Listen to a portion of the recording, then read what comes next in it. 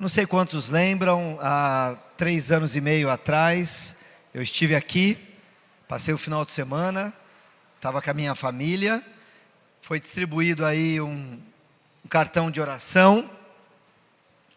Se você não pegou aí, fala com o pastor Félix.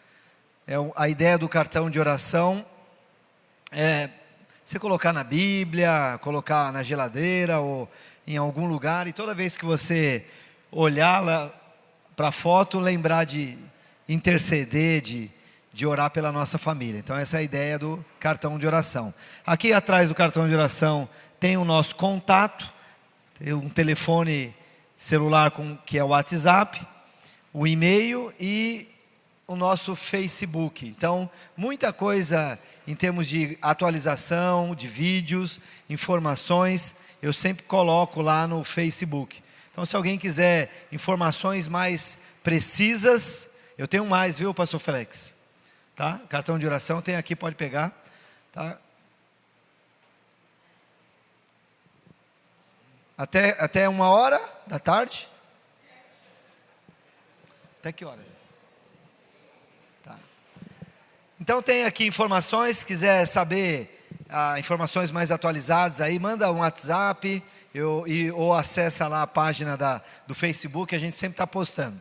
Como eu disse, nós estudamos juntos, eu e o pastor Sidney, obviamente ele é bem mais velho que eu, brincadeira, sou mais velho que ele, não aparenta, mas eu sou mais velho que ele.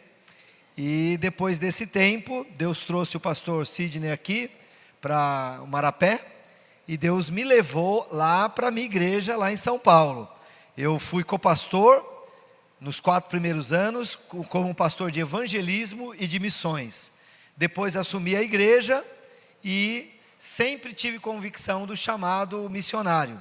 Em 2002, 23 de junho de 2002, a igreja nos enviou para o Amazonas, ou para a Amazônia, né? Porque nós íamos mergulhar na floresta, e alguém falou, olha, você não pode fazer uma coisa dessa, você não pode sair de uma cidade como São Paulo, e mergulhar numa comunidade ribeirinha, onde não tem nada, distante, 16 horas de uma cidadezinha mais próxima, uma cidadezinha de faroeste, e então aí nós fizemos uma transição. Nós somos missionários da Palavra da Vida, durante todos esses anos, e fomos aconselhados a ficar 6 meses na Palavra da Vida Norte, lá no PV Norte, uma cidade chamada Benevides, que fica próximo de Belém do Pará.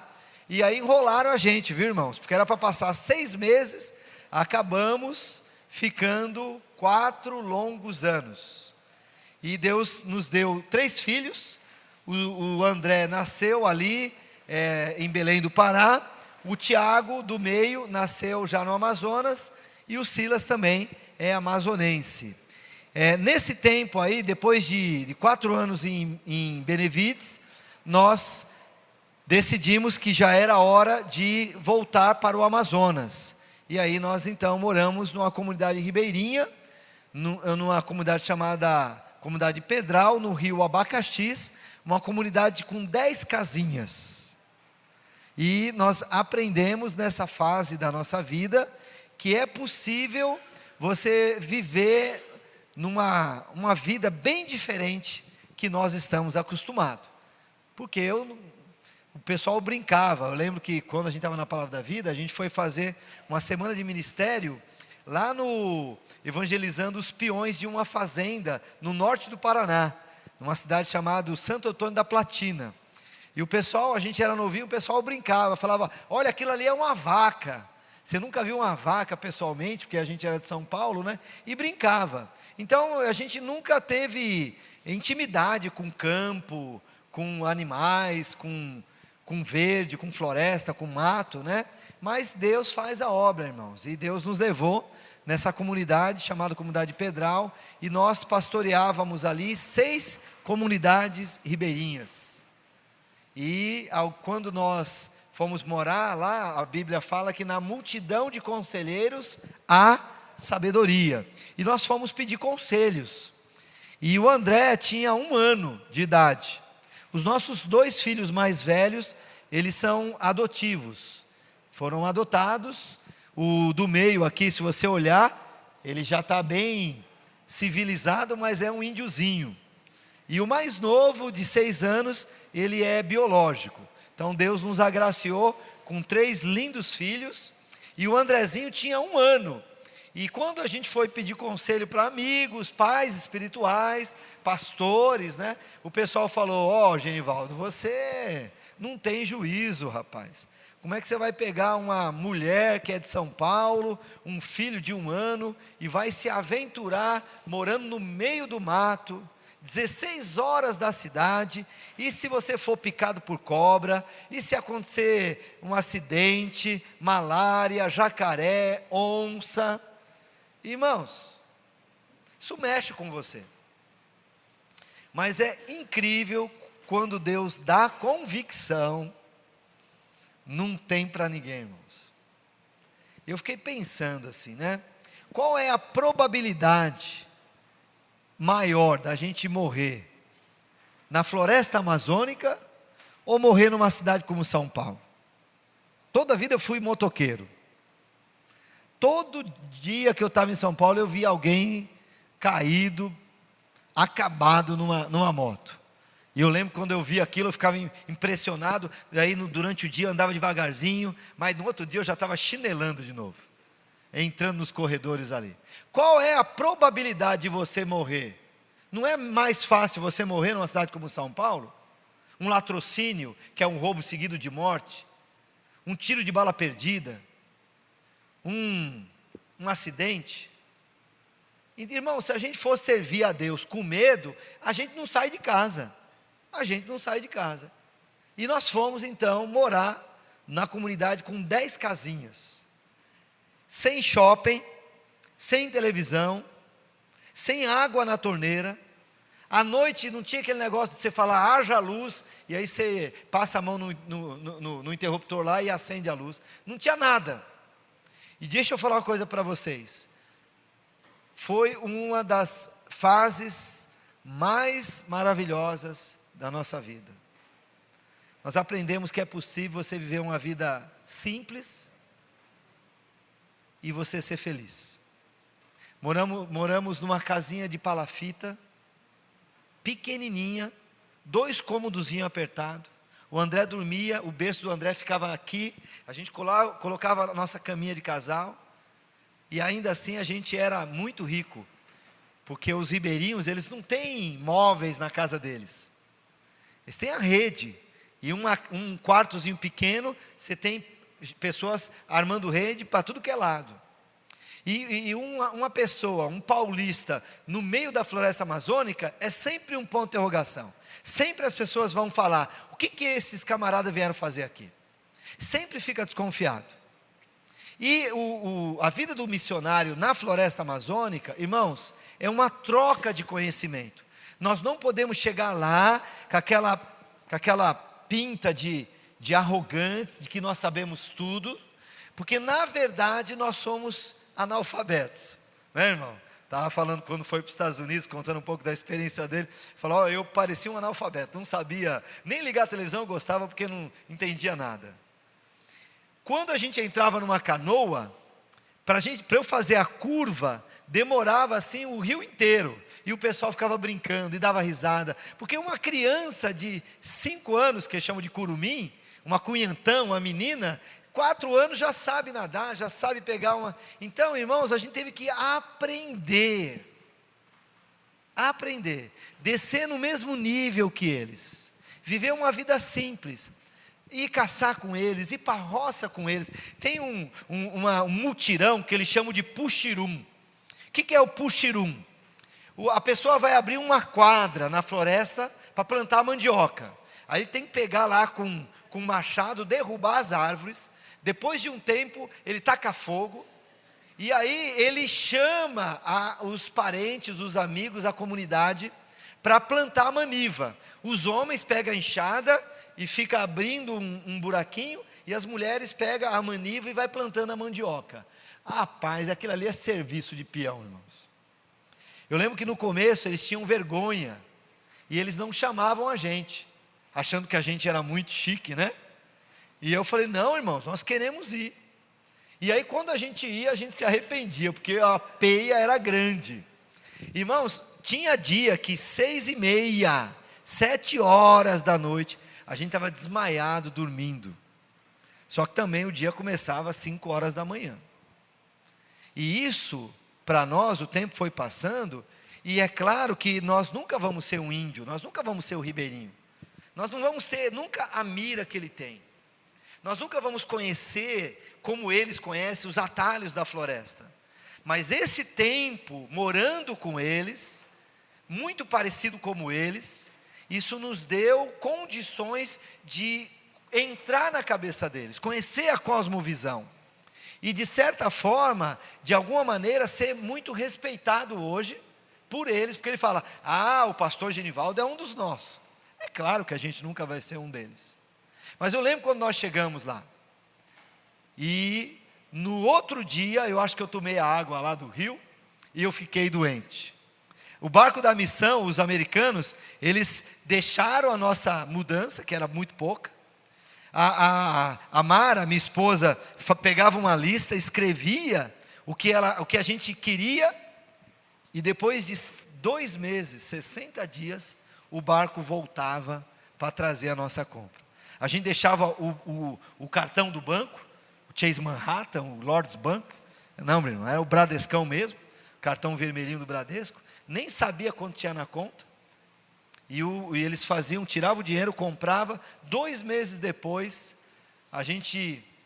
ele trazia a nossa comida, o barco ficava 4 horas, 3 horas, e ia embora.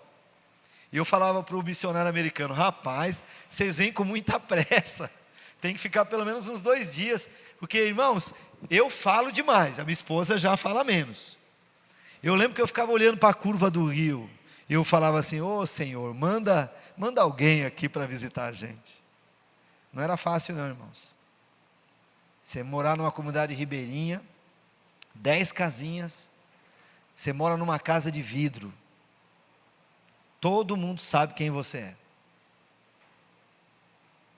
As pessoas, elas ficam ali olhando, como você trata a sua esposa, como você educa os seus filhos, como você se relaciona com os homens da comunidade, com as mulheres da comunidade, e você não tem para onde correr. Aqui em Santos, em São Paulo, você está com a cabeça meio quente, você fala, eu vou no shopping, né? Eu vou fazer compra. Se não vai fazer compra, pelo menos vai olhar as vitrines, né? Mas lá não tem isso não. Mas eu lembro que no 3º dia, quando nós chegamos lá, o nosso filho, o André, ele era gordinho, tinha 1 aninho, ele ficou doente. E nós vimos o André, dia após dia, ele foi definhando, irmão.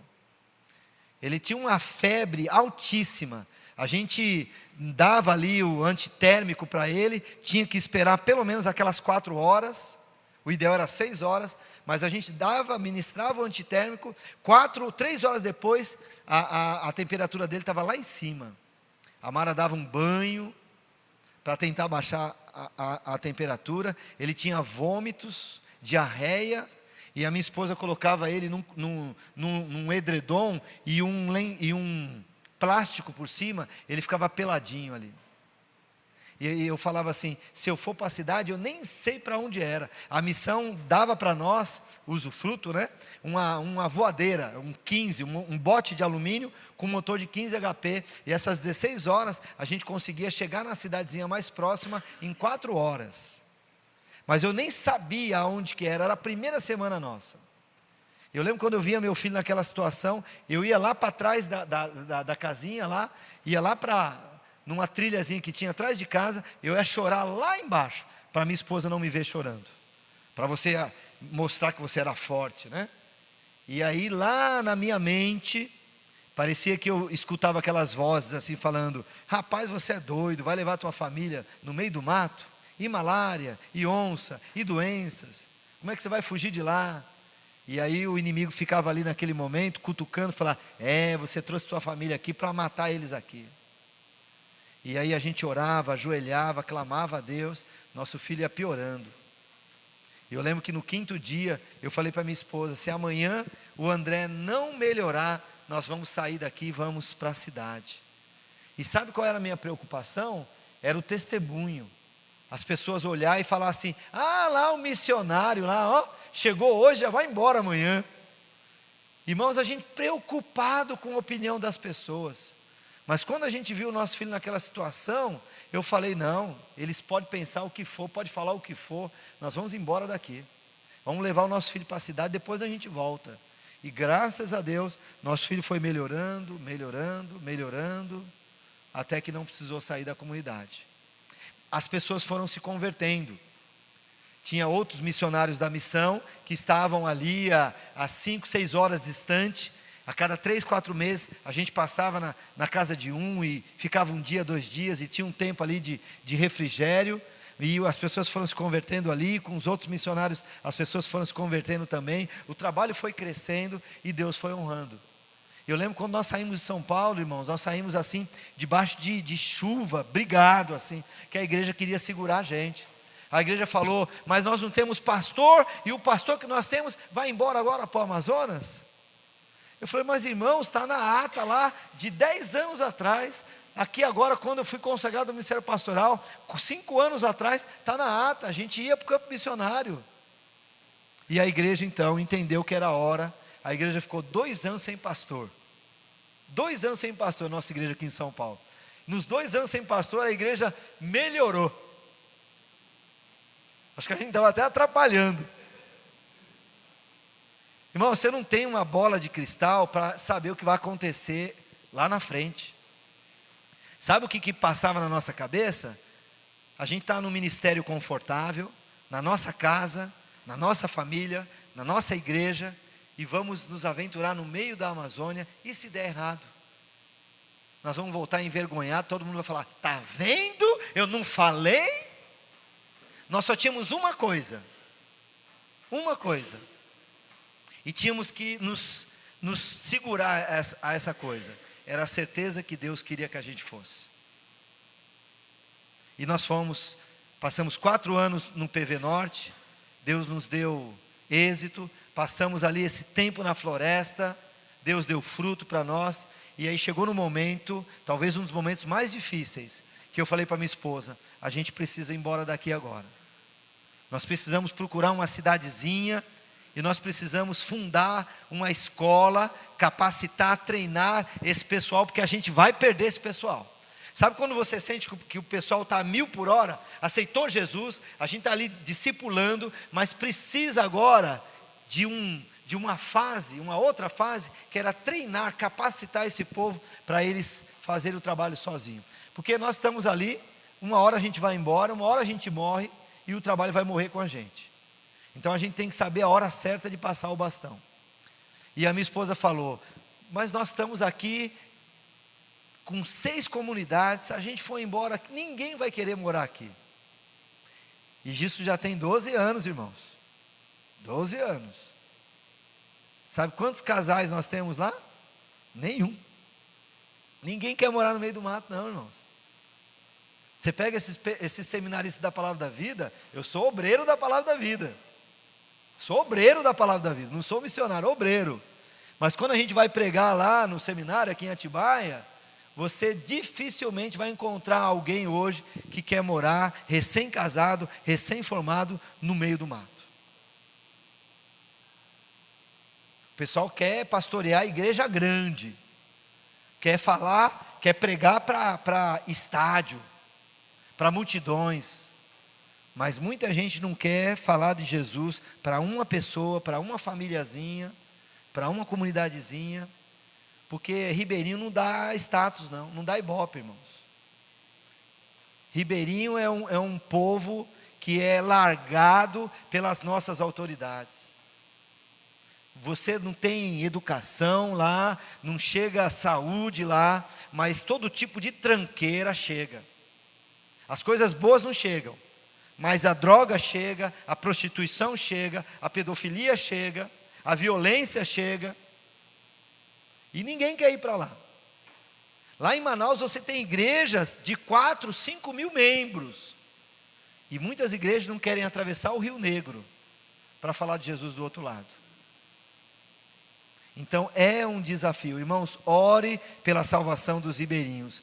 E nós então entendemos que, mesmo sendo difícil, deixar aquelas 6 comunidades, era preciso a gente investir nesses novos convertidos e preparar eles para o ministério. E aí surgiu o Seminário Flutuante. 2008, 17 de janeiro de 2008, nós fundamos, eu e a minha esposa, o Seminário Flutuante.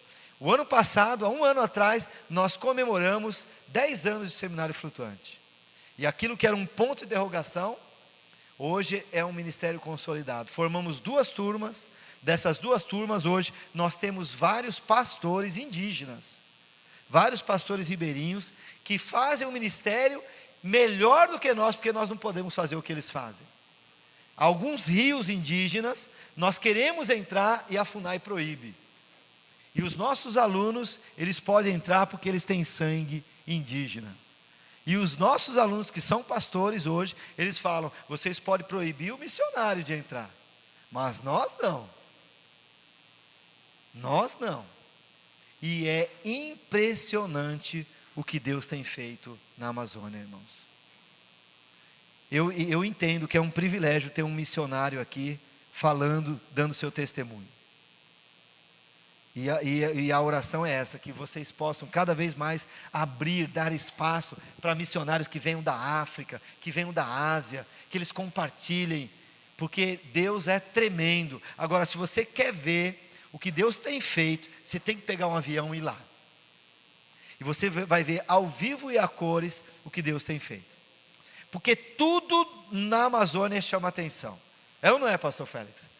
A fauna, a flora, a criatividade, a generosidade de Deus, a beleza, aquilo, os gringos, eles saem da Europa, dos Estados Unidos, eles querem conhecer a Amazônia, querem pescar, pesca esportiva.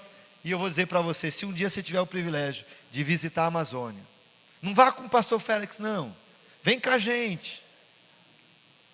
Camarada quer levar todo mundo para Parintins.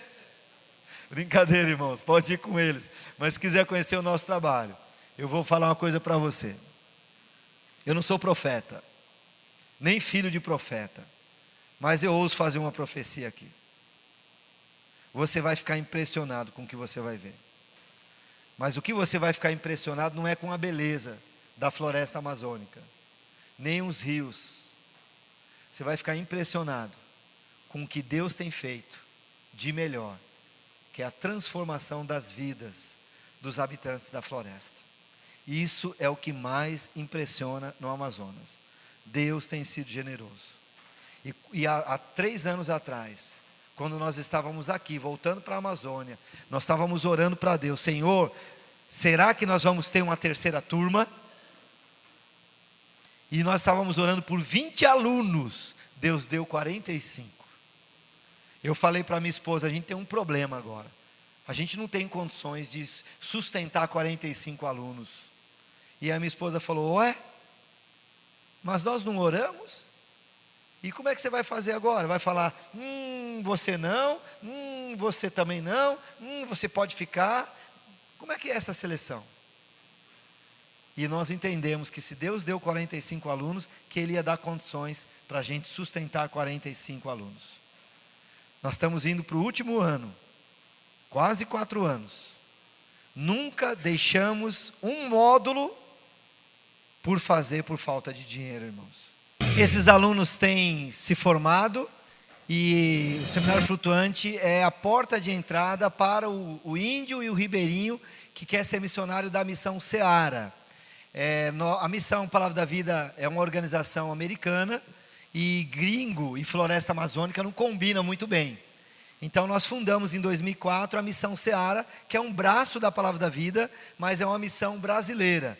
Missão Seara significa serviço de evangelismo e assistência aos ribeirinhos da Amazônia. Então esses alunos nossos, eles são missionários da Missão Seara, mas não se enquadram no perfil de missionários da Palavra da Vida. Então ali fazendo a obra, fazendo o trabalho, mas tem muitas comunidades que são hostil. Ou seja, quando nós chegamos lá para semear a palavra de Deus, algumas comunidades falam, nós não queremos vocês aqui. Vocês podem ir embora daqui. A missão, ela promove, os americanos, eles trazem médicos 2 vezes por ano. Um barco grande que o americano tem, o diretor da missão, eles colocam ali quase 30 profissionais de saúde, médicos, dentistas, parando nessas comunidades, e isso, irmãos, ajuda demais, demais. Algumas comunidades falam: nós não queremos nenhum médico de vocês, vocês não podem atracar o barco de vocês aqui. E agora? Lembra que eu falei que é preciso de perseverar? Perseverança? E aí Deus nos deu a visão de implantar um ministério que começou em 2006. Nós fundamos o Seminário Flutuante em 2008, 2009 fundamos um outro treinamento chamado TLC, Treinamento de Líderes nas Comunidades, é como se fosse um CTL, que também tem aqui da Palavra da Vida, e em 2006, eu e a minha esposa, nós fundamos um Instituto Tocar, é uma escola de música, porque eles não querem o Evangelho, mas eles querem que os filhos deles, que estão perdidos, aprendam a tocar um instrumento, violão ou teclado. Por enquanto nós oferecemos esses 2 instrumentos. E eles falam: nós somos uma escola de música confessional, vocês nos conhecem, e eles falam: pode entrar na nossa comunidade. E isso tem aberto portas, irmãos. Agora, eu fiz um videozinho, e eu coloquei lá no videozinho, Pastor Genivaldo, que chique, né? Diretor do Instituto Tocar. Instituto Tocar é uma sigla que diz o seguinte: tocando corações na Amazônia Ribeirinha. Eu sempre quis ser diretor de alguma coisa, e eu nunca fui. Agora eu sou diretor de uma escola de música. Que chique. Sabe quantos instrumentos eu sei tocar? Sabe quantos instrumentos eu sei tocar? Nenhum. Nadinha. Como muitos aqui, tocava campainha e saia correndo lá em São Paulo. Sabe quantos instrumentos a minha esposa sabe tocar? Nenhum. E você pergunta para mim e fala: como pode alguém que não sabe tocar nada ser diretor de uma escola de música? Sabe o que eu falo para vocês? É a mania do nosso Deus, em usar pessoas imperfeitas, limitadas, para fazer a obra dele. Deus, ele está nos convocando para uma grande tarefa. Não é pequena tarefa não, irmãos. Ele quer que a gente faça parte da construção do reino de Deus. E ele está procurando pessoas aqui hoje. E você pode sair daqui hoje e falar: Senhor, usa a minha vida. Ou talvez você continue sendo um crente, mas sem deixar o Senhor Jesus usar mais a sua vida. E o trem passa, irmão, o bonde passa. Se a gente não levantar e falar: Senhor, usa a minha vida, Deus usa a vida de outros. E mesmo que ninguém queira, até as pedras falarão. Ninguém pode impedir ou deter um povo que marcha debaixo da autoridade de um Deus Todo-Poderoso. Ninguém, irmãos. Deus quer nos usar. Mesmo sem tocar nada, a gente é usado para ser diretor de uma escola de música. Claro que, como eu não sei tocar um instrumento, a ideia é trazer alguém que sabe, né? Então a nossa responsabilidade na missão hoje é mentorear esses missionários. Então nós convidamos duas famílias, 2 rapazes que são ribeirinhos, mas que estavam há muito tempo na cidade, e eles tocam violão, tocam teclado, e a nossa responsabilidade é fazer deles missionário. E eles coordenam todo o projeto, e isso tem aberto portas. Só uma rápida experiência: nós chegamos numa comunidade, e como eu não sei tocar, eu dou os devocionais. E naquele tempo, faço amizade com um, faço amizade com outro. Na hora do almoço, eu estava conversando com um rapaz de 30 anos, rapazinho de 30 anos, mas já tem 6 filhos. E ele começou a puxar a conversa muito animado, E ele falou para mim: pastor, esse trabalho que vocês fazem aqui na comunidade, vocês não podem ir na minha comunidade para fazer o trabalho lá? Porque o Instituto Tocar, ele funciona em comunidades polo. Nós pegamos uma comunidade nossa, que temos um missionário ali, fazemos ali, mas nós oferecemos 5 a 10 vagas para as comunidades que estão fechadas próximas. E eu falei: claro que nós podemos ir lá. Quando terminou o almoço, o missionário nosso, ele falou: Genivaldo, você sabe quem é esse rapaz? Falei: não. Falei: esse rapaz aí, ele é o maior empecilho desse rio aqui na região de Maués, para que o evangelho entre não só na comunidade dele, mas em outras comunidades. Ele é o presidente da comunidade de Trindade, e ele é o sacristão da igreja. É ele que proíbe do nosso barco atracar na comunidade. Sabe o que estava acontecendo, irmão? Dá um arrepio quando eu falo isso. O rapaz, ele veio, não quer o evangelho, mas ele veio estudar música. E quando ele chegou lá, ele ficou impressionado com o que ele viu. Ele falou para nós, ele falou: olha, eu não tinha noção de quem vocês eram. Ele jogou bola com a gente. Eu contei as minhas piadas, que são muito legais. Todo mundo dá risada quando eu conto piada, muito sem graça. E ele teve contato com os outros missionários. E ele falou: olha, eu sempre ouvi falar mal de vocês. Vocês podem ir lá na nossa comunidade fazer esse trabalho? Qual trabalho? A escola de música? Não, o trabalho que vocês fazem de evangelismo aqui. E os nossos missionários estão lá na comunidade de Trindade. Mais uma comunidade ganha. Agora, irmãos, o tempo não permite, mas o prefeito de Maués é o padre. E você precisa ver o que esse homem tem feito. Tirado escolas dos lugares onde as pessoas se convertem. E colocando o dedo, falando: olha, Bolsa Família, Bolsa Verde, nós vamos tirar tudo de vocês. E tira. Mas quanto mais ameaças, mais as pessoas se convertem. Oh, irmãos, eu queria ter tanto tempo para poder falar os milagres que Deus tem feito. Os milagres que Deus tem feito. O missionário, quando ele sai de São Paulo, é cru, certo? Eu sei dirigir carro, moto, mas eu não sei dirigir um barco. Quando nós chegamos lá, nós começamos, eu e a minha esposa, tirar carteira para pilotar um barco. Primeiro Arraiz Amador, depois Marinheiro de Convés, que é uma carteira maior. E as pessoas falaram assim: você não pode se aventurar navegando nos rios da Amazônia. Rapaz, não tem um posto Ipiranga que você pergunta: eu estou perdido, como é que eu faço para chegar?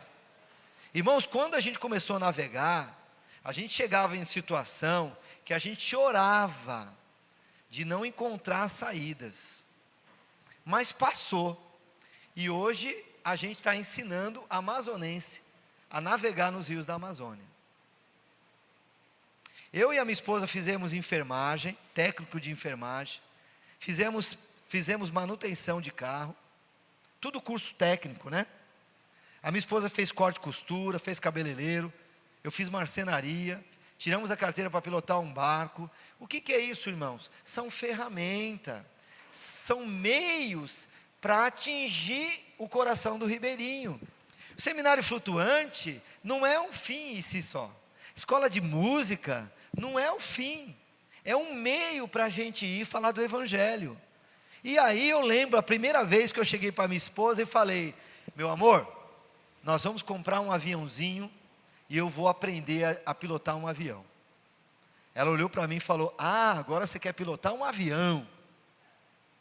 Porque a cabeça do brasileiro, ela não está formatada para aviação missionária. E eu tenho 3 filhos pequenos. E o ministério da minha esposa hoje é um ministério de apoio. Ela fica muito tempo na cidade e eu muito tempo viajando. E eu não posso fazer uma viagem de 15 dias. Eu faço viagem de 7 dias, e é muito tempo. E hoje o seminário flutuante, a escola de música, as pessoas estão conhecendo, e eles falam: pastor, vem fazer o seminário flutuante aqui. E a minha esposa fala: quando que você vai lá? Eu falo: nunca. 12 dias de barco para chegar lá na divisa da Colômbia, na tríplice fronteira. Como é que eu vou lá? 10 dias para ir, 7 dias para voltar? Não dá, irmãos. Então nós estamos usando o avião para ir mais longe, ir mais rápido e ir mais barato. Aquele barquinho amarelinho de alumínio que você viu lá, para ir até a Vila Abacaxis, você tem uma foto aqui que nós tiramos. Nessa pontinha aqui é a Vila Abacaxis. Se eu saio da minha casa para ir na Vila Abacaxis, nós gastamos de barco, de recreio, aquele barco maior de madeira, 24 horas. Gastamos quase 5.000 de combustível. Só que é claro que leva muita coisa, muita gente. Nós precisamos de um barquinho mais rápido. Porque está pensando que para levar um pastor Sidney Machado, pastor não é pouca coisa não. Irmãos, deixa eu falar uma coisa para vocês. Vocês estão de parabéns por liberar o pastor para ficar 2 semanas longe. Não é qualquer igreja que aceita que o pastor fique fora por tanto tempo. Então nós temos uma lanchinha, um barquinho rápido, que vai rápido. Nós gastamos, sabe quanto? R$2.000, 7 horas. Lembra? 5.000, 24 horas. Agora o Palavra de Paz, 7 horas. Uau! R$2.000. E aí a gente mandou fazer uma lancha. Colocamos um motor de 70 HP, nervosinha, uma capotinha marítima, toma sol, toma chuva, mas ó, é um foguetinho. Nós gastamos 4 horas e meia, R$1.000. Só que eu estou sozinho na lancha. Claro, nós temos uma equipe, né? Outras pessoas que estão fazendo, cada um vai para um lugar, e com um avião, nós gastamos, sabe quanto tempo? 45 minutos. 45 minutos. Dinheiro? R$250. Mas eu lembro quando a gente, no meio missionário, aviação missionária, 48 anos, eu tenho 49 hoje, eu falei que eu ia tirar o brevet. A cabeça não funciona mais, irmãos. Estudando para fazer a prova, é tanta coisa, que a gente precisa de um moleque de 20 anos, precisa de 10 horas de estudo, a gente precisa de 40.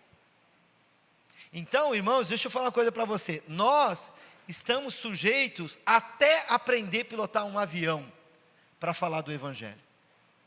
Até pilotar um avião. E aí, estava eu e um amigo pilotando o avião. Eu estou tirando o brevet, fazendo as aulas. Mateus, um americano, 44 anos, piloto de avião, mecânico de avião. Já tinha pilotado com ele em Santarém, com outro avião. Já tinha pilotado aquele avião com outro missionário, e depois de 5 dias de viagem, subindo e descendo, eu falei para minha esposa: nós vamos chegar às 8 horas da manhã. Fizemos um workshop na área de relacionamentos. Foi um final de semana maravilhoso, depois de visitar os nossos alunos do seminário flutuante, descendo, pousando, e aí nós tivemos o último momento com a igreja de Camarão. Chamamos a liderança, tomamos um café, oramos, entramos no aviãozinho, fizemos um checklist, um hidro que pousa na água, um avião seguro. E aí nós subimos, fomos surpreendidos, estou resumindo bem por causa do tempo, fomos surpreendidos por uma tempestade, estávamos voando no escuro, sem contato visual, e aí o Mateus falou: pastor, nós vamos descer. E aí descemos, vimos a floresta, íamos escolher um rio, um lago para pousar, amarrar o avião, ficar ali quietinho 1, 2, 3 horas, até o tempo abrir e subir de novo, seguro. E quantas vezes fizemos isso? E tudo eu estava ali aprendendo, lembra? Estou aprendendo. E eu falei: Mateus, onde que a gente vai pousar? Ele falou: onde que a gente pousa, pastor? Eu falei: tem uma comunidade ali, ó. E aí a gente viu uma comunidade ribeirinha. E nós jogamos o avião para aquela comunidade ribeirinha. Por quê? Porque ali, se demorar muita tempestade, a gente tem água, a gente tem banheiro, e um aviãozinho pousando numa comunidade ribeirinha, irmãos, é um espetáculo. Todo mundo vem. Os curumim, a gente tem que ficar batendo. Sai daí, curumim. Que eles querem ficar ali no flutuador do aviãozinho. E aí, o que é? É ponte, irmãos. A gente para, faz amizades, ouve a história deles, conta as nossas histórias. E uma amizade que foi feita é um braço para o evangelho ser pregado. A nossa vida é essa. Na hora que a gente foi pousar, aí, quando a gente estava pousando, 2 voadeiras, 2 rabetinhas, são lanchinhas ribeirinhas, saíram debaixo da floresta, né? O rio, quando está muito cheio, tem um fenômeno chamado igapó. O rio invade a floresta, e ele sai no meio daqueles emaranhados de árvore lá, que está submerso pela água. E a gente está aqui com um fone de ouvido, fazendo os procedimentos de pouso, nós não escutamos o que está acontecendo lá fora, e os 2 que estavam com a lanchinha, também não escuta, porque aquele barulhão, e na hora que a gente foi pousar, para não acontecer uma tragédia, o Mateus arremeteu o avião, subiu, para fazer um novo reconhecimento, um novo pouso, e quando a gente estava subindo, a gente escutou o motor fazendo blu, blu, blu, blu. O motor apagou, o avião é seguro, você tem que voar muito alto, é a sua segurança, é voar alto, porque se acontece alguma coisa, você tem 40 segundos, 30 segundos, que é muito tempo, para você pousar, mesmo com o motor desligado, e descer, e fazer um pouso de emergência seguro e tranquilo. Mas nós estávamos ali a 100 por hora, é uma velocidade pequena para um avião, mas 100 km por hora você entrar na floresta. Lembra que eu falei, aqueles 10 segundos, eu olhava para o lado, o manche estava aqui, Mateus estava tomando conta do avião, olhava para o lado, olhava para frente, olhava para o piloto, e o Mateus ali, tentando retomar o avião, olhava para o lado, olhava para frente, e a floresta se aproximando, e naqueles 3, 4, 5 segundos, a gente foi de cara, abriu uma clareira, e a gente tinha certeza que ia morrer. Quando eu acordei, e eu tento cruzar as informações, porque eu não lembro do que aconteceu, o Mateus também não lembra, mas quando eu acordei, eu estava pendurado pelos cintos, o avião completamente destruído, o motor foi para um lado, a carenagem para o outro lado, e o avião ele deu várias cambalhotas, abrindo uma clareira, derrubando várias árvores, e nós estamos aqui, ó, e uma dessas árvores fez isso aqui, ó, triturou a minha perna. Irmãos, eu falo que para a gravidade do acidente, eu estou no lucro, fiquei famoso, passei em várias televisões aí, né? Minha mãe viu o que aconteceu na televisão, né? E acordamos, eu estava assim, caído desse lado, porque o avião estava tombado, a asa estava desse lado, abriu a asa do avião, o combustível vazou pela asa, que fica, o tanque de combustível fica na asa, e ele fez uma rapa e abriu um buraco, e quando eu estava pendurado, eu olhei, e eu estava sangrando assim, desmaiado, o Mateus achou, o pastor morreu, e ele estava chorando, em estado de choque, sentado ali, inconsolável, vendo todo aquele cenário de guerra, e aí na hora que eu abri o olho, que ele viu que eu abri o olho, ele começou a gritar, pastor, não dorme não, fica comigo, e quase que eu falei, cala a boca, deixa eu dormir aqui, assim é desenho animado, né? E sabe o que eu lembrei? É umas coisas assim, né? A gente é quase 50 anos, já está caminhando para a terceira idade e fica lembrando de desenho animado, que meus filhos assistem desenho animado. Tem um desenho chamado, aquele do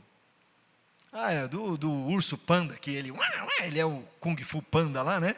E aí tem um bichinho lá que é um mestre. E aí o mestre vai lá e ele está morrendo, e o urso panda em cima, fala, mestre, mestre, mestre. E aí aquela música fúnebre, como se estivesse dormindo, e ele fala, cala a boca, sai de cima de mim. E eu estava ali, irmão, sabe quando você está cansado? Que você dorme à tarde, depois do almoço? E aí você quer acordar, mas aquele sono está tão gostoso, que você não tem domínio sobre o sono? Eu estava ali, não sentia nada, não sentia dor nenhuma, estava dormindo, e ele, pastor, fica comigo, não dorme não. Quase que eu falei, cala a boca, meu, deixa eu descansar um pouco. E eu fiz assim para ele. E aí, falei, Mateus, eu estou bem. A minha orelha rasgou em 3 partes, deu 12 pontos, nem parece. Fiquei até chateado com o médico, eu queria aproveitar para colocar um brinquinho aqui. Mas não combina muito, né? Igreja tradicional, não combina. Brincadeira, meu irmão, só para quebrar o gelo. E ele falou, pastor, você consegue soltar o cinto? E eu olhei e falei, consigo. E eu soltei o cinto. Quando eu soltei o cinto, eu caí numa altura de 2 metros.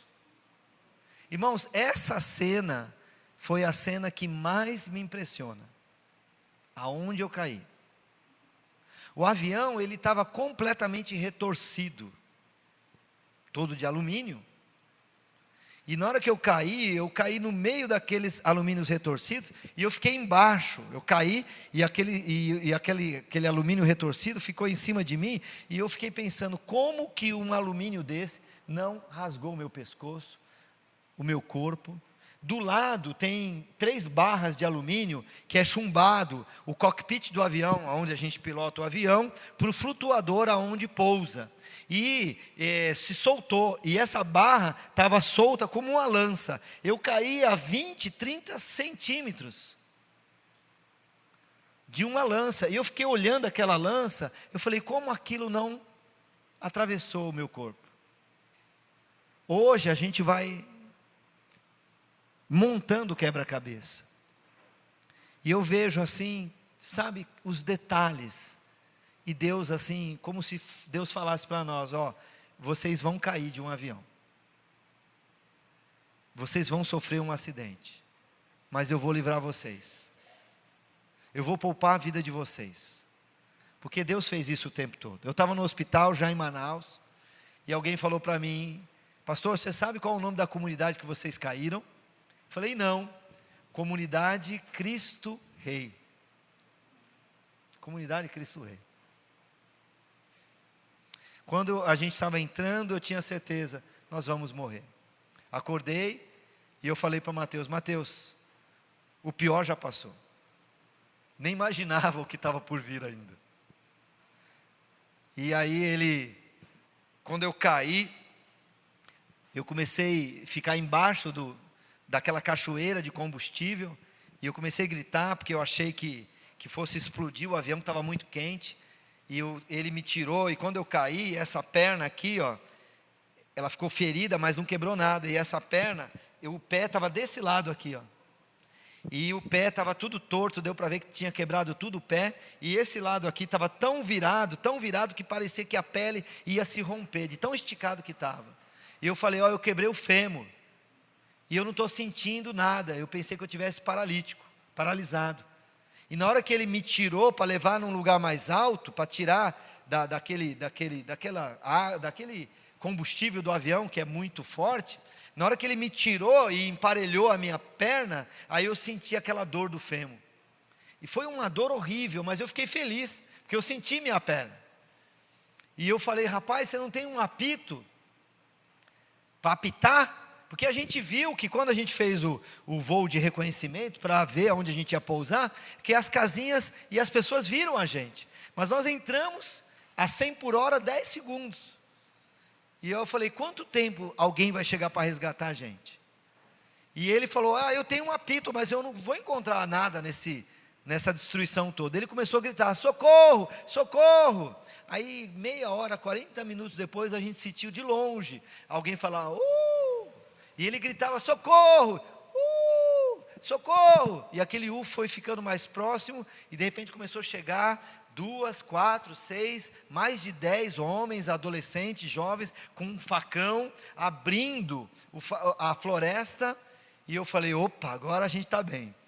Nós ficamos mais de 1 hora depois que eles chegaram, porque eles falaram que ia chegar uma maca. Falei, maca? Não, me tira daqui, me leva. Não, vai chegar uma maca. Começou a chover, eu vi a minha mala, Na minha mala tinha data show, tinha computador, a gente preocupado com os bens materiais. Eu falei, olha, tira a tampa do avião e tampa e cobre a mala, para não molhar a minha mala, porque tem computador e data show. E o rapaz falou, tchum, tirou a tampa de acrílico e colocou protegendo. E eu estava deitado no colo de um ribeirinho, e estava ali sentindo aquela queimadura, uma queimadura química, porque eu estava com uma calça de moletom e uma camisa de algodão, e eu estava tudo molhado, e eu falava, ai, está doendo muito o fêmur, e eu estou queimando tudo, e já tinha passado mais de 1h30 que a gente estava ali na mata, e o rapaz olhou para o outro e falou, olha, esse cara vai morrer aqui, mas ninguém vai buscar ele aqui não.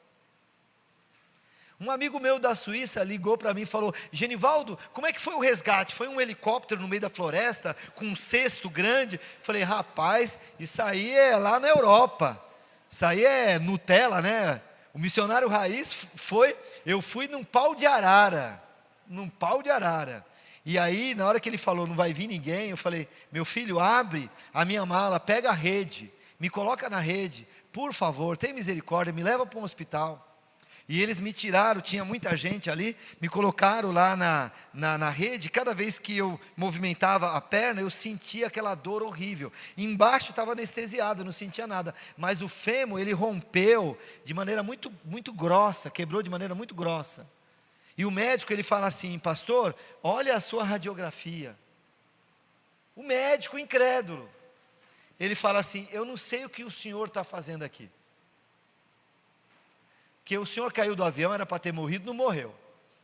Na hora que o senhor se soltou do cinto, a sua perna já estava quebrada. Porque alguns acham que eu quebrei a perna quando eu soltei o cinto. Sua perna já estava quebrada. O fêmur é o maior osso do corpo humano. Quando ele quebra assim. O meu fêmur quebrou na perpendicular. Ele quebrou assim, ó.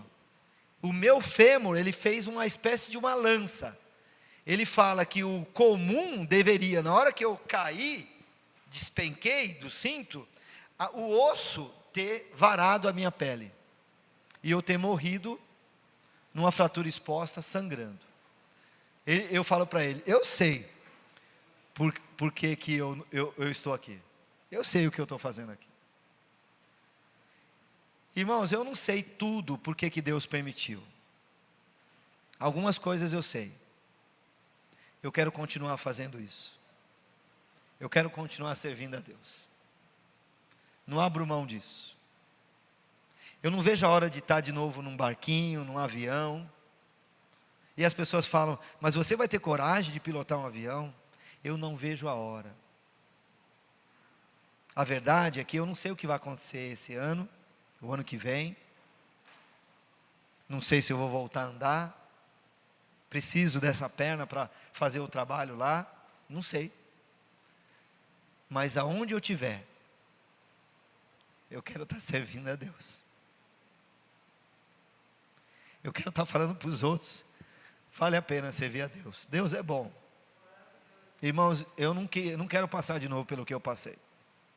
8 meses.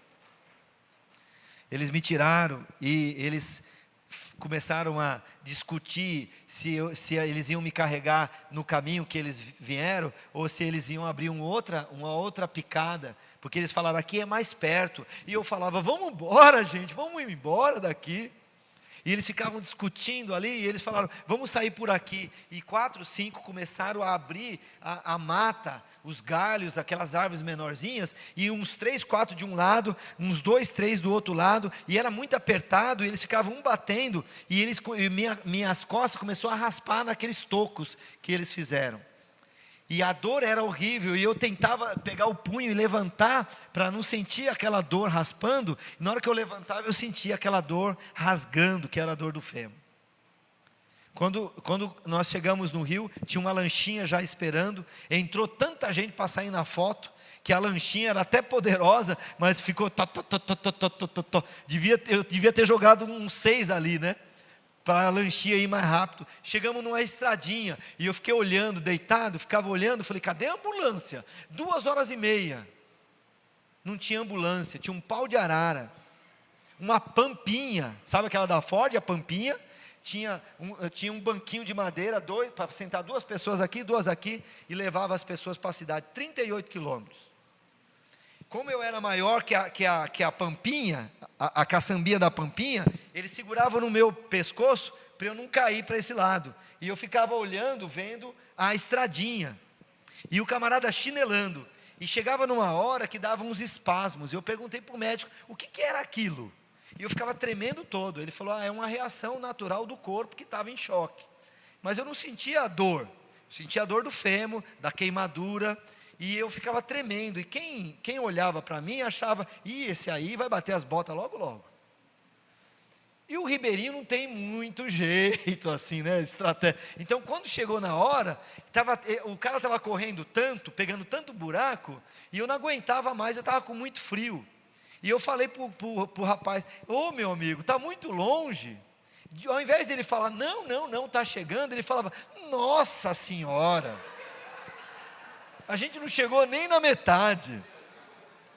Quando chegamos na cidade, rapaz, cidadezinha do interior do Amazonas, é uma lombada, não é lombada, é um caroço, né?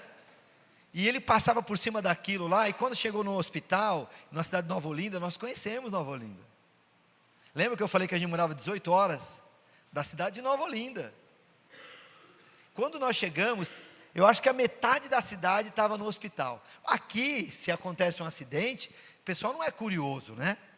Ficar olhando, filmando, não tem muita curiosidade, mas lá todo mundo quer ver o que aconteceu. E tinha saído na rádio que tinha caído um avião na estrada do Curupira com 8 pessoas, 4 mortos. Olha, aonde tinha 2 pessoas, eu saí bem e o piloto estourou o olho aqui, que já está melhor, e fez uma cirurgia, por causa que o cinto prendeu, ele fez uma cirurgia de hérnia. E aí quando eu entrei no hospital, para não ficar olhando para todo mundo, eu fechei o olho. E aí eu comecei a ter aqueles espasmos, com o rosto tudo ensanguentado. E aí eu escutei alguém falando, chorando, é o pastor Genivaldo. E aí eu entrei no hospital, me colocaram numa maca, o pessoal falou, cadê os outros, cadê as vítimas? E eu não entendia nada. Eles me apagaram, 3 horas depois eu acordei, e eu já estava com um tampão aqui, curativo nessa perna, e com uma tala grande. Eles fizeram uma bota, muito bem feito, fui muito bem tratado. O hospital parecia Alberto Einstein, sabe? Lá no meio do mato. E o médico chegou e falou para mim, rapaz, o seu estado é grave, e está chegando um aviãozinho para levar você para a capital. 3 horas da tarde chegou o avião, e aí quando eu saí do hospital, eu falei, agora eu vou numa ambulância. Tinha ficado quase 5 horas no hospital. Na hora que eu olho, um caminhãozinho, me colocaram no caminhãozinho. Me levaram para a pista de pouso, o aviãozinho estava lá, um avião menor que o nosso. Um aviãozinho adaptado, colocaram a maca, eu fiquei deitado, um pastor lá, conhecido, falou, pastor, eu vou com o senhor, eu vou ser seu acompanhante. Aí era o piloto, o copiloto, eu e esse pastor que era o meu acompanhante. Na hora que ele ligou o avião, começou a taxiar, aí veio um carro, parou na frente do avião, falou, para, tem uma índiazinha aqui, uma menina aqui que está com um filho, está quase morrendo, dá para levar lá para Manaus? Aí o cara olhou e falou, dá para apertar aí. E entrou uma menininha de 15 anos com um filhinho no colo, um índiozinho. A menina ficava arregalada os olhos assim, ficava olhando para mim. Aí para não olhar para a menina, eu fechava os olhos. Abri, ela estava olhando para mim, Subimos, pegamos uma tempestade, o avião fez tum. Na hora que o avião pegou uma turbulência, avião pequeno, irmãos. Na hora que o avião pegou uma turbulência, a menina, acho que nunca tinha andado de avião, ela gritou. Eu acordei aí, tem um pessoal que estava dormindo aí, né? Acordei vocês aí, né? Aí a menina gritou, e na hora que ela gritou, ela pegou na minha perna que estava quebrada. Ela gritou e eu gritei mais ainda. Rapaz, o piloto, ele estava aqui, e começou a bater na gente, procurando a gente para bater. Eu falei para ela, calma, é uma turbulência. Só que eu não conseguia alcançar a janelinha. E eu falei, calma, a gente já está chegando, calma. Chorando. Aí eu fechei o olho para não olhar para ela. Quando eu fechei o olho, irmãos, sabe qual foi o personagem da Bíblia que eu lembrei? Jonas. Quase que eu falei para o piloto, meu amigo, abre essa portinha, me joga daqui. porque o problema sou eu. Já pensou cair de 2 aviões num dia só? Chegamos lá no Aeroclube de Manaus, aí tinha uma ambulância, alguns missionários de outras missões, da Asa Socorro, pessoal da Missão do Céu, estava ali, falou: olha pastor, a gente vai dar todo o suporte necessário. E aí o médico lá em Nova Olinda falou: você vai para o 28 de agosto, eu nem sabia o que era isso. É um hospital chamado 28 de agosto, um hospital de traumas, e você vai ser operado lá. Na minha cabeça, eu falei: hoje é segunda, eu vou ser operado amanhã, vou ficar 2 dias no hospital, quinta-feira eu volto para casa, a semana que vem eu estou voltando para trabalhar. 9 meses, irmãos, 9 meses. Se um dia eu escrever um livro, eu vou ter que gastar uns 2 capítulos para falar o que é dor. O que é dor? Não tem um convênio médico. Algumas pessoas bem intencionadas foram lá no hospital, mas não tinha força para me tirar de lá. O médico falou: você está muito ansioso, você tem que ficar calmo, porque você vai ficar mais de 2 meses aqui para esperar operar, porque tem muita gente na fila, e você quebrou em várias partes, são várias cirurgias, e no hospital não vai fazer várias cirurgias, é uma só. E eu falava: eu tenho que sair daqui, eu tenho que operar o fêmur, eu tenho que operar o fêmur. Fiquei 10 dias no hospital público. Se eu tivesse ficado lá, eu tinha morrido, irmãos. Eu tinha saído dali para ir para o necrotério. Se eu contar as coisas que aconteceu ali naquele hospital, aquilo que a gente viu, aquilo ali não é um lugar para um ser humano ficar. Deus mobilizou algumas ovelhas, uma na Alemanha, outra no Canadá, outra em São Paulo, 3 rapazinhos de 38 anos, e eles falaram: rapaz, o que está acontecendo com o Genivaldo? A impressão que eu tenho é que ele tá abandonado lá.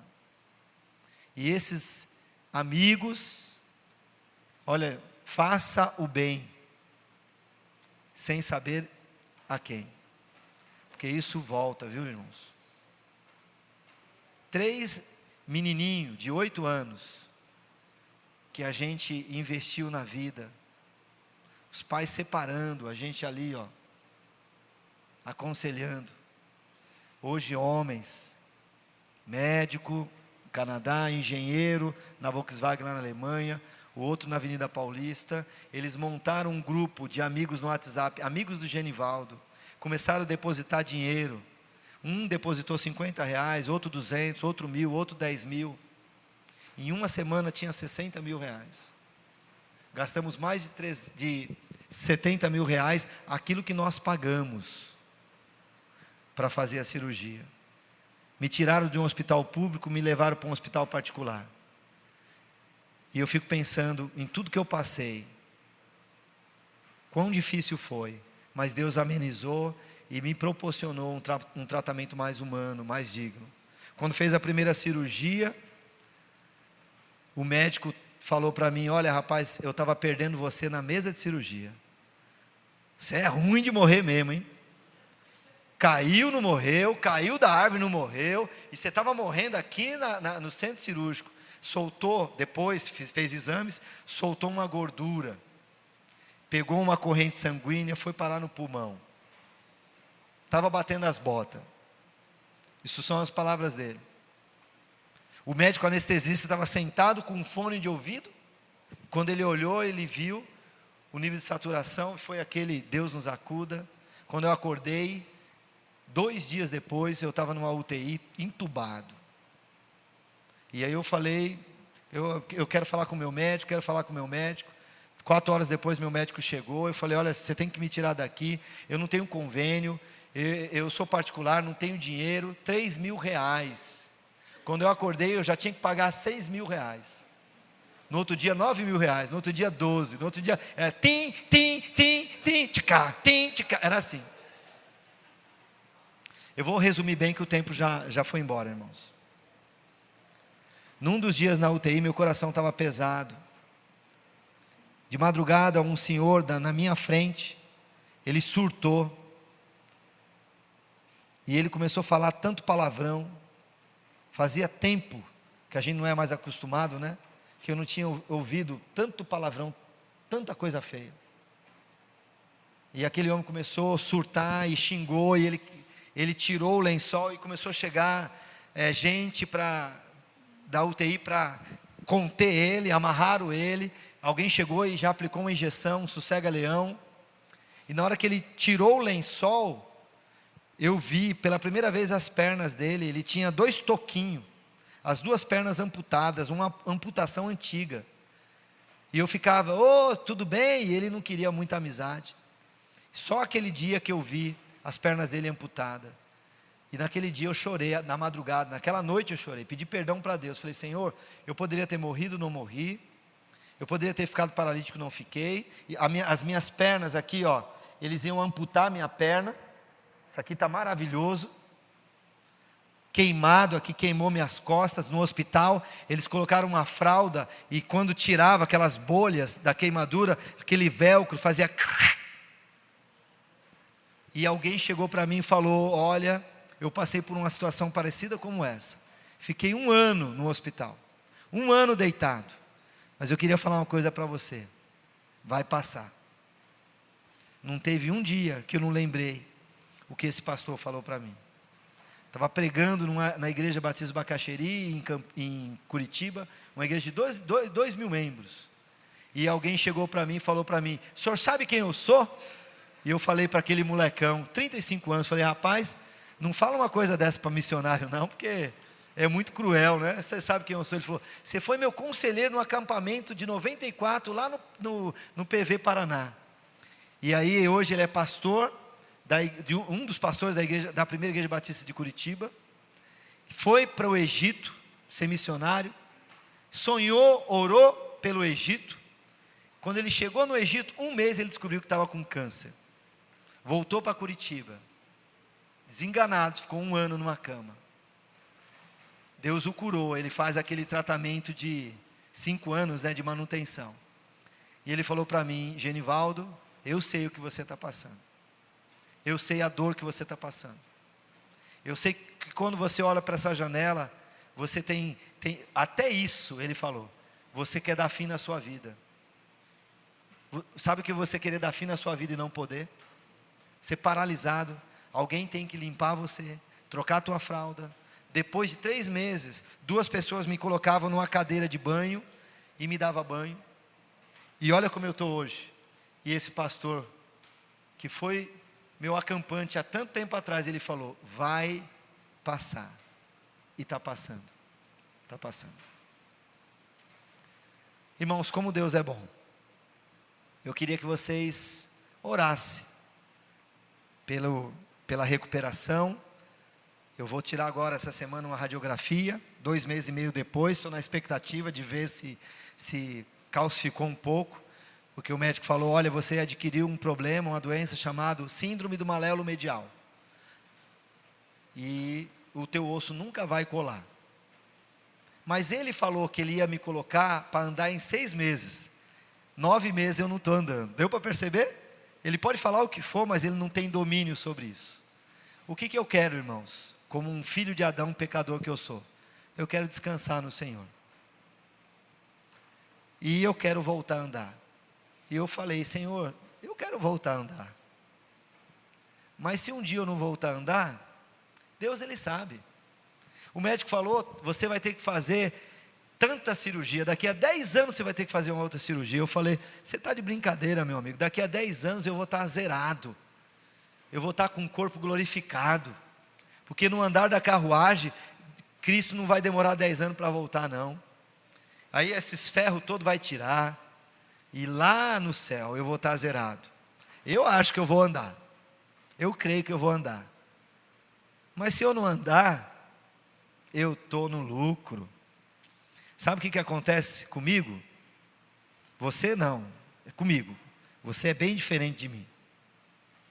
Porque talvez você foi feito de outro material, mas eu sou pecador. E eu me pego murmurando. E eu fico olhando, por que isso aconteceu? Quando eu falo isso, sabe o que está por trás disso? Aquele amor próprio. Eu me amo tanto, que eu não quero ficar nessa situação. Mas Deus sabe o que é melhor para mim e para você. Por isso lançai sobre ele todas as vossas ansiedades. Por quê? Por quê? Porque ele tem cuidado de nós. Que Deus abençoe.